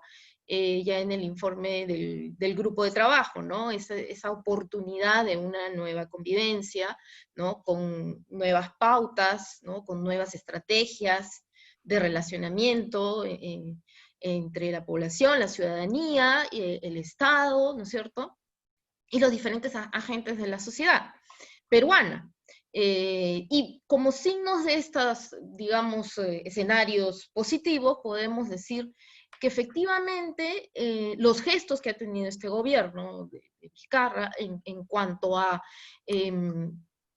formar estas comisiones de alto nivel, ¿no? Multisectorial, dar los decretos legislativos como el 1489, ¿no? Con una serie de temáticas ya para intervenir, ¿no? Ya en cuanto a la emergencia, una mejor atención, el plan de intervención del MINSA para comunidades indígenas y centros poblados rurales, ¿no? O sea, efectivamente la asignación de recursos, ¿no? Que era algo que también está relacionado con lo que nosotros habíamos recomendado, ¿no? Entonces, en ese escenario positivo, digamos, tenemos esos signos, ¿no? De preocupación y de diálogo y de articulación, ¿no? En ese otro escenario negativo del Estado fragmentado y debilitado, y además algo que Iván La Negra nos ha presentado y nos ha hecho reflexionar, es muy interesante, digamos, el proceso de este diálogo, esta conversación que hemos tenido, es esa competencia de actores por acceder a políticas que sean equitativas, ¿no? Entonces, ahí tenemos ese escenario negativo y ahí nos preguntamos qué está pasando en la Amazonía, porque también no podemos reducir esa necesidad de enfoque diferenciado solamente a la Amazonía, qué está pasando con los pueblos andinos, qué está pasando con las comunidades originarias, ¿no? Esas es las otras preguntas que nos plantea la reflexión sobre cuál es el rol del Estado, ¿no? ¿Cuál es el rol del Estado frente a situaciones críticas que, como Ruth nos estaba describiendo, ¿no? Es de asedio, acecho sobre el territorio, la falta de, por ejemplo, seguridad jurídica sobre territorios indígenas y las comunidades. Ella dice, seguimos luchando, ¿no? Precisamente. Entonces, ¿cuál es el rol del Estado? El Estado debe justamente tener ese rol de representación ciudadana, ¿no? Frente a esos asedios, esas brechas, ¿no? Debería, ¿no? Preocuparse, ya sea el tema de la salud, que es lo que en verdad nos ha convocado como prioridad y nos sigue convocando, ¿no? Ahora el eslogan es la salud primero, tu salud primero, entonces estamos viendo justamente esa desatención, estamos viendo esa crisis, ese déficit, ¿no? De atención, de medicinas, en temas de salud primaria, atención primaria, pero no solo atención primaria, en verdad ya ha sido descrito toda la cadena de acontecimientos que está generándose a partir de esta crisis que viene de hace muchos años, ¿no? Entonces, el Estado debe cumplir esa función también en cuanto a la seguridad alimentaria, a la educación, a todos esos rubros que tienen que verse multisectorialmente, y como dice Frederica, debe ser tomado en cuenta la población indígena como ciudadanos, ¿no? En ese enfoque diferenciado por el tema cultural, pero como ciudadanos, con agencia, ¿no? Con capacidad también de tomar decisiones a partir de sus propias necesidades. Y ahí llego al último punto, que es que hay un tema de la matriz económica y de desarrollo, ¿no? Es decir, esos asedios tienen que ver con lo que ya se ha mencionado, las actividades ilegales, informales, la violencia, ¿no? La invasión de propiedad, territorio indígena, ¿no? Todo eso nos lleva a repensar justamente la situación de post-pandemia como lo que recomendamos en el documento, ¿no? La necesidad de articular políticas sociales, ambientales y territoriales. Y esa necesidad implica una mayor atención del Estado también hacia el territorio y las actividades económicas, y hacia la necesidad de equidad, ¿no? En esas actividades y esa superposición muchas veces de derechos. Tenemos que pensar también el Estado en un promotor, un agente que pueda garantizar los derechos indígenas, ¿no? De las comunidades andinas, de las comunidades originarias. Si no se cumple con esa principal función, entonces no estamos hablando de un Estado que realmente nos representa, ¿no? Y entonces, hacia ello creo que se debe orientar hacia, por ejemplo, políticas como ordenar el territorio, pero en condiciones equitativas, ¿no? Que garantice una posibilidad de continuidad, ¿no? Justamente de las poblaciones indígenas. Bien, ¿sí? Sí, gracias Fabiola. Vamos a pasar rápidamente a la tercera ronda por cuestiones de tiempo, y le cedo la palabra a Iván Lanera, que tiene que ir a dictar una clase en los próximos minutos. Así que, por favor, Iván. Muchas gracias, Norma. Felizmente Sí, que no hay tráfico. Así es la ventaja ahora de tecnología inmediata. Uno pasa de un salón a otro inmediatamente. Bueno, miren, yo que nomás quisiera hacer un comentario muy puntual al tema ambiental, ¿ya? Porque tengo una preocupación sobre ese punto, ¿no? Porque hay, condiciones que hacen que, por ejemplo, los procesos de consulta previa, los procesos de participación en evaluación de impacto ambiental, la fiscalización ambiental, todo eso se va a ver afectado por las normas sanitarias. Y el Estado va a tener que hacer ajustes y cambios, ¿no? Y yo creo que ahí mi pedido, digamos, es que esos cambios que son necesarios y que habrá que hacer ajustes, se hagan junto con los pueblos indígenas.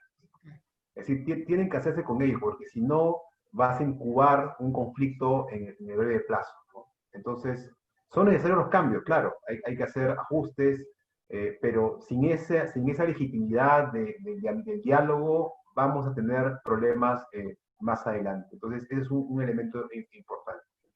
Y la otra cuestión que creo hay que trabajar muy duro, ¿no? Es que necesitamos, más allá de que se requiere efectivamente hacer una revisión de lo que es la institucionalidad indígena, sí necesitamos rescatar la idea de que la cultura es importante para el desarrollo, que las culturas son importantes para el desarrollo, o para la prosperidad, para olvidarnos de la palabra desarrollo, que también tiene una carga, ¿no? Para la prosperidad, es importante las culturas para la prosperidad.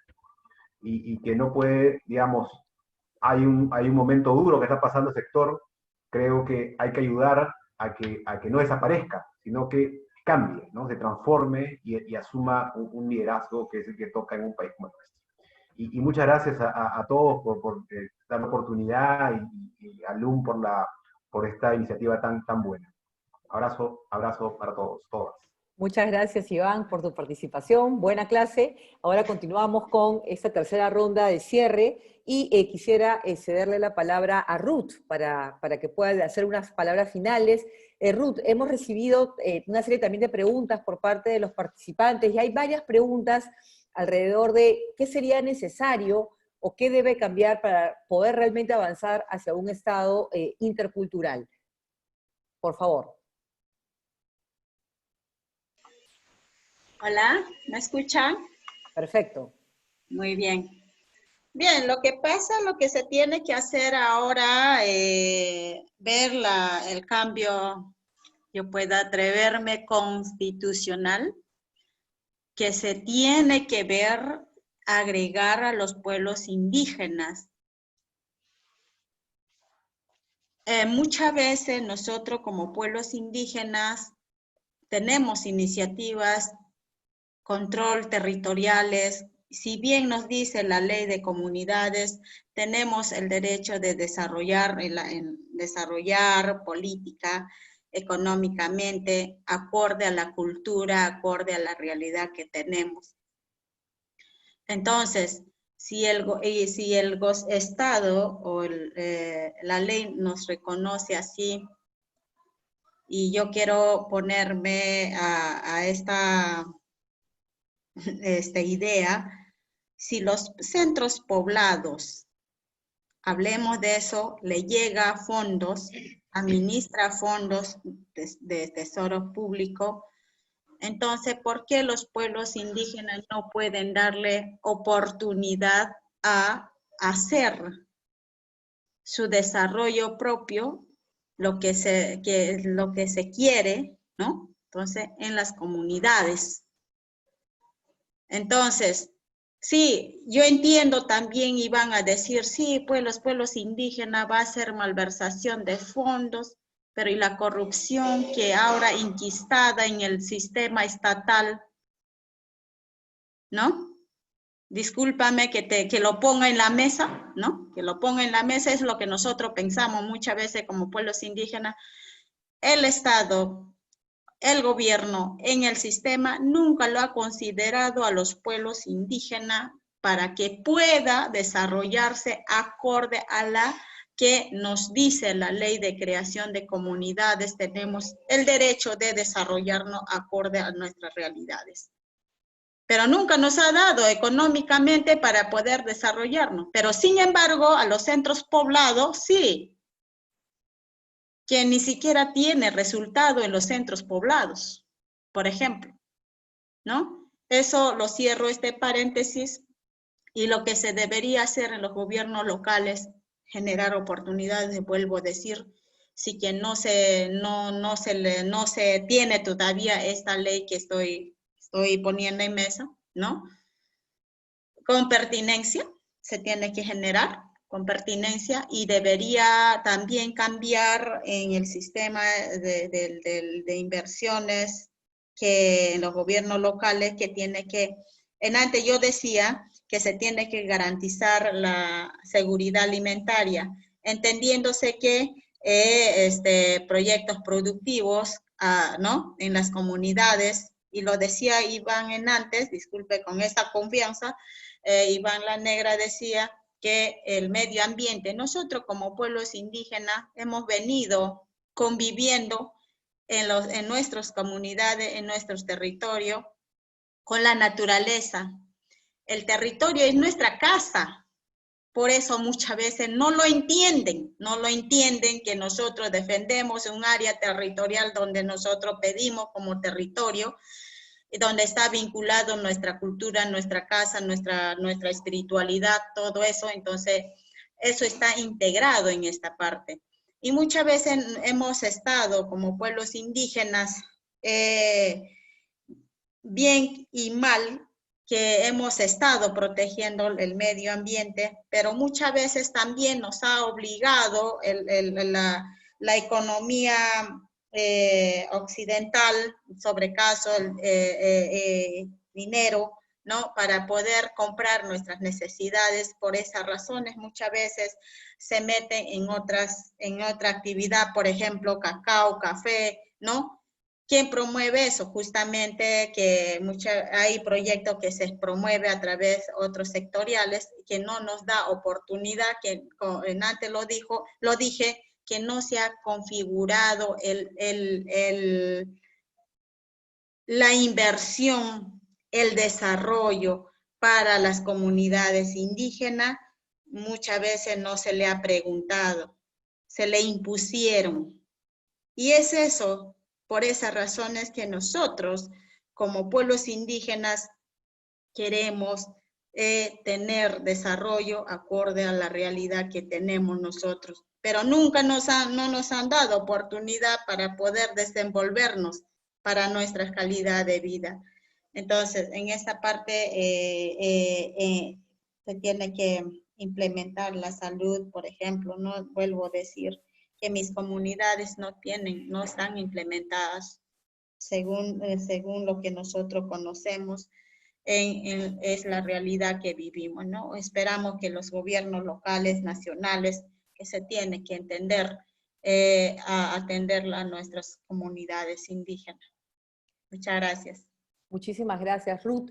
Estamos ya sobre la hora, así que voy a pedirle a Fabiola Federica que vamos a reducir de los 5 a 3 minutos las palabras finales y le cedo la palabra a Fabiola.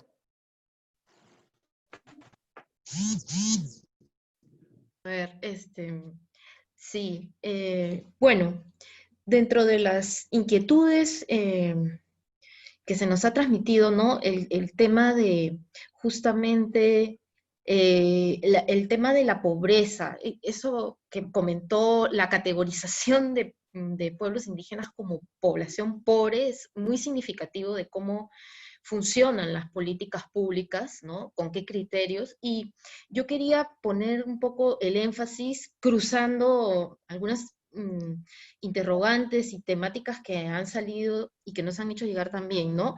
Digamos, de esta apuesta de nueva convivencia que efectivamente debería ser distinta, ¿no?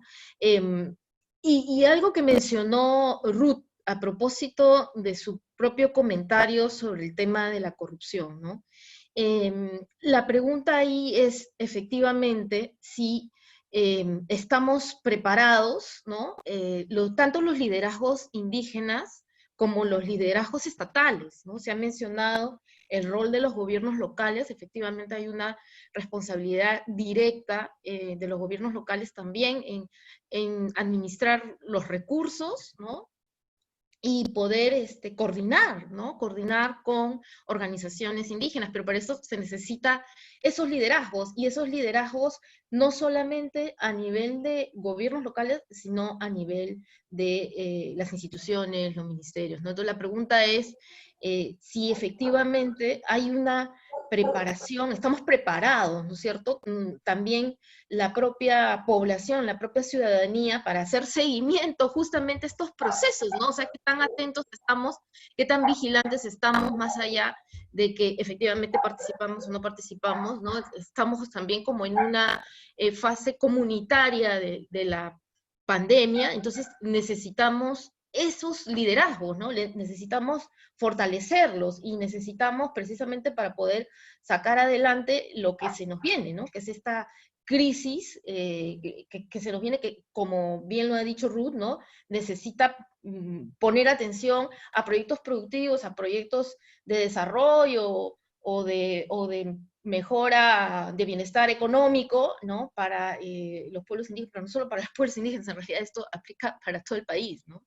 Y ahí necesitamos como ciudadanía también asumir ese rol de responsabilidad, ¿no? O sea, entonces, cuando me preguntan cómo fortalecer gobiernos regionales, pues sí, ¿no? Precisamente poniendo atención y preguntándonos cómo es que hacemos seguimiento a esos procesos, ¿no? Que se deben coordinar en los espacios locales, en los espacios regionales, porque muchas veces no se da abasto, el Estado no hay capacidad, debería haber, ¿no? Como respuestas rápidas a procesos críticos, ¿no? Como se están presentando en este momento, ¿no? Pero justamente es lo que nos falta, ¿no? Y para todo esto se necesita no solo una burocracia, sino un liderazgo preparado, ¿no? O sea, preparado para esa pertinencia cultural, ¿no?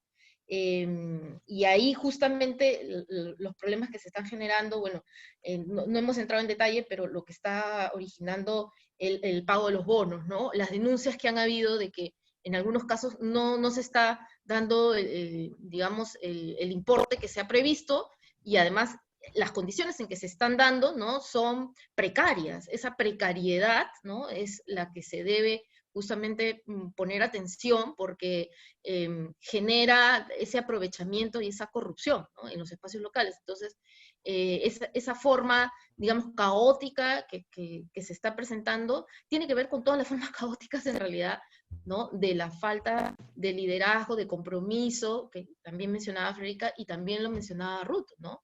En todos los espacios, ¿no? De las instituciones, y que nos obliga a pensar, a repensar esas nuevas formas de convivencia, y que hacer que esto, como lo dijo Frederica, ¿no? Que es como el tempo de la violencia, ¿no? No sea en vano, ¿no? O sea, que sirva efectivamente para hacer un cambio, ¿no? Un cambio real. Bien, muchas gracias Fabiola. Federica, por favor, palabras finales y con Federica cerramos esta tercera ronda. Ya, yo me habías asignado más o menos una pregunta, pero prefiero centrarme en dos elementos que me parece cruciales tomar en cuenta en lo que han llamado la pospandemia. La primera es poner sobre la mesa la importancia de que el Estado haga las inversiones necesarias, la planificación necesaria con los pueblos indígenas para la fase de vacunas. Bajo las actuales condiciones, la población indígena amazónica está condenada a tener COVID y a no tener oxígeno y a no tener cómo se les atienda. El segundo es el asunto de la reactivación que se está iniciando, y llamar la atención sobre el hecho de que los protocolos que se han aprobado tienen un enfoque ocupacional, incluso para actividades como la extracción maderera o la extracción minera y petrolera, que ocurren en territorios indígenas. Y entonces, sin un enfoque de salud pública, los riesgos de que eso impacte de una manera importante en la población indígena aledaña son muy grandes. Y solo para cerrar,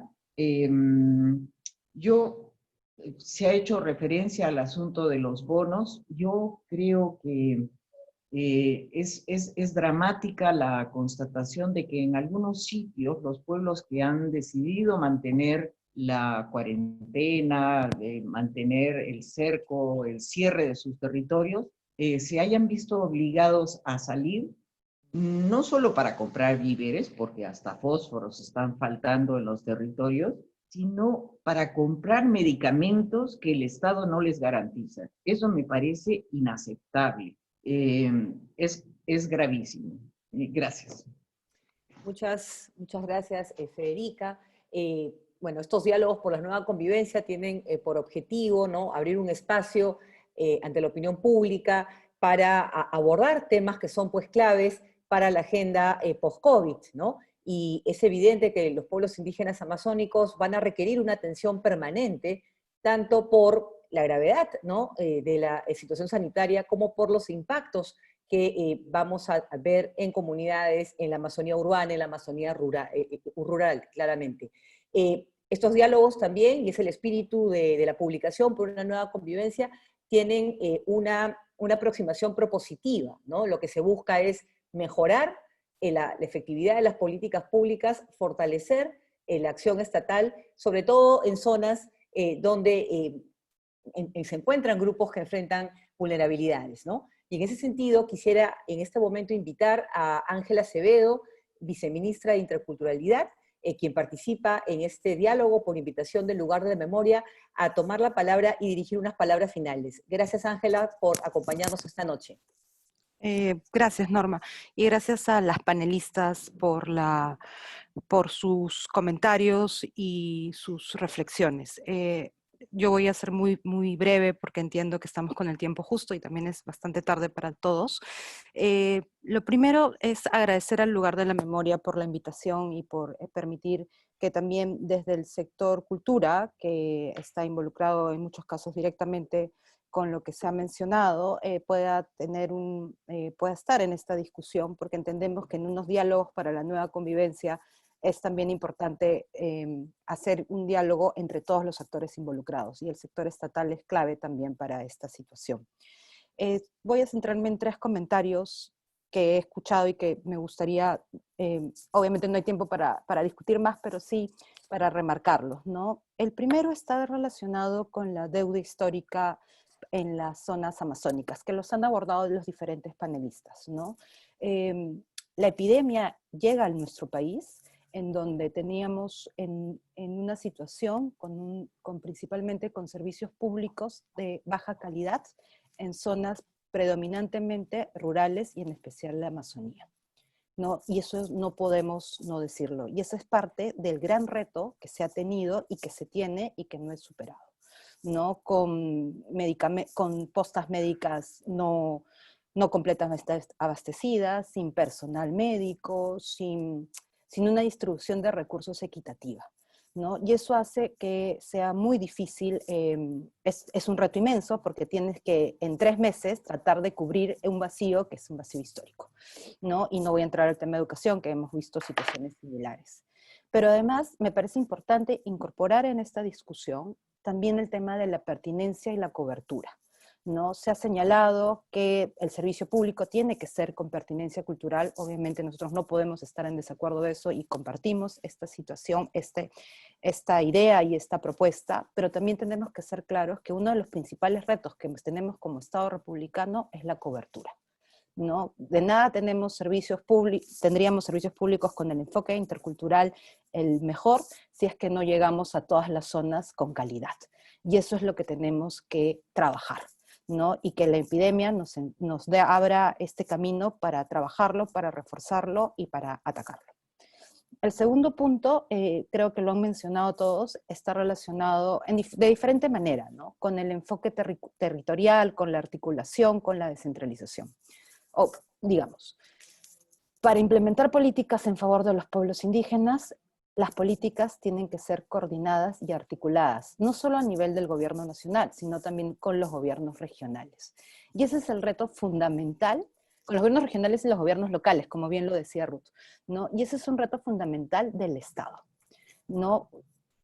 Cuando habla, o sea, es bien difícil, creo que es uno de los retos, todos los que hemos trabajado en el Estado te van a decir, coordinar es uno de los retos y es una de las mayores dificultades, porque nuestra forma de organizarnos es sectorialmente, ¿no? Las rectorías son sectoriales, ¿no? Entonces tú avanzas de manera sectorial o en muchos casos ya con descentralizadas las cosas, que es lo que nos ha pasado en salud. En salud la mayoría de funciones están descentralizadas a los gobiernos regionales y son los gobiernos regionales los que cuentan con los presupuestos y la implementación, y no es decir que no asumamos responsabilidad como nacional, pero es un hecho que hay que tenerlo presente para ver las modificaciones que se tengan que tener.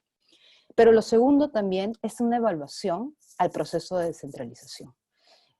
Una cosa que me pareció clave que señaló Ruth: Junín, Selva Central. La zona de Ruth es una zona que depende del gobierno regional de Junín, Huancayo, Sede.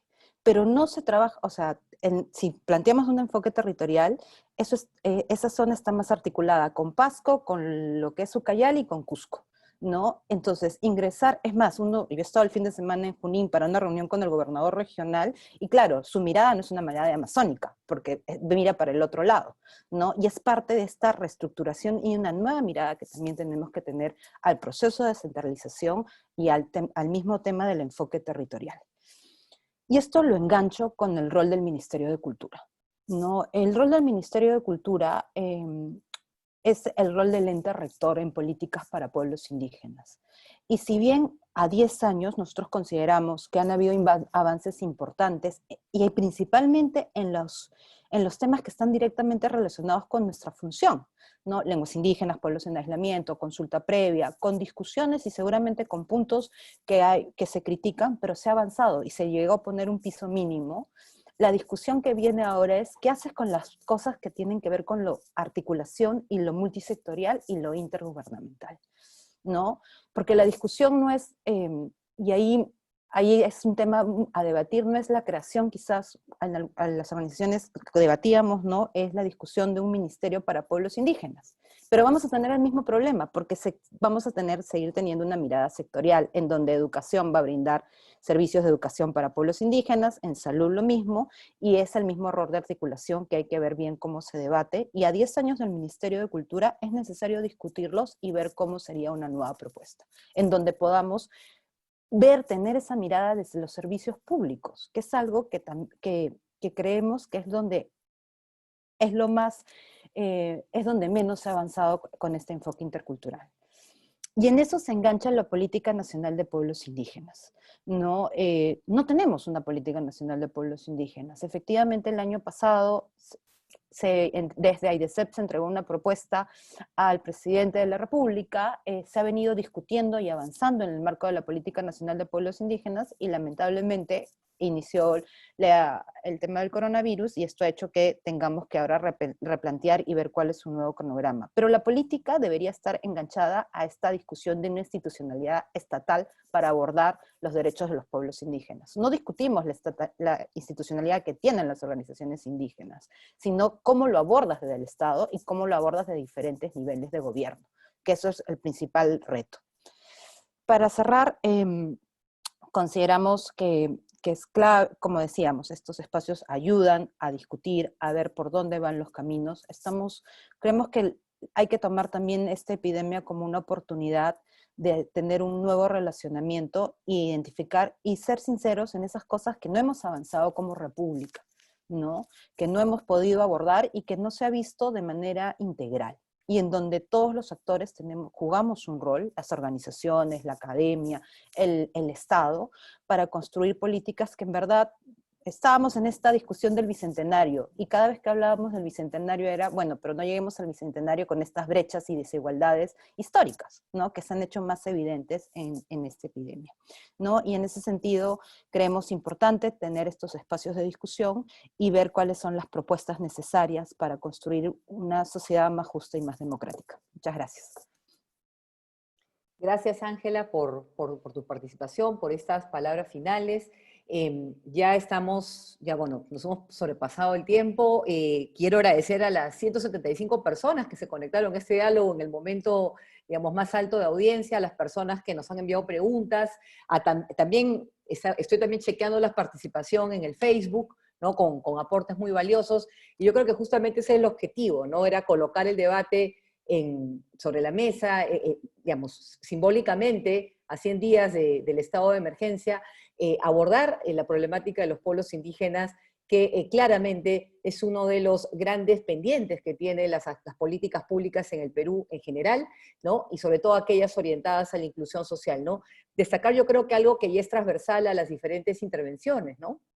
Que es la necesidad, ¿no? De repensar el diseño institucional desde el Estado, dirigido a la atención de la Amazonía como territorio, con particularidades y necesidades, ¿no? Y en ese marco a los pueblos indígenas amazónicos, ¿no? Entonces, yo creo que es un debate que tiene, en principio, ¿no? Dos grandes ramas, ¿no? Una rama alrededor de la adaptación de los instrumentos, las políticas existentes, para que puedan responder mejor a los desafíos que van a encontrar en el territorio y a la necesidad de fortalecer también el proceso de descentralización en ese sentido, y otra rama que tiene que ver con la necesidad de innovar la política pública, y en ese sentido el enfoque intercultural no solamente es, digamos, una propuesta académica interesante, es claramente un elemento clave para la restitución de derechos, pero también es muy importante para garantizar la efectividad de las políticas públicas. Entonces, con esas reflexiones, quisiera cerrar este diálogo agradeciendo su participación, agradeciendo a LUM por la organización, por la convocatoria, a los panelistas, a Fabiola, a Federica, a Iván, a Ruth, quien se ha conectado desde Satipo, a Ángela por su participación y por haber acompañado el diálogo durante su totalidad, y a todos ustedes por acompañarnos esta noche. Muchísimas gracias por su participación.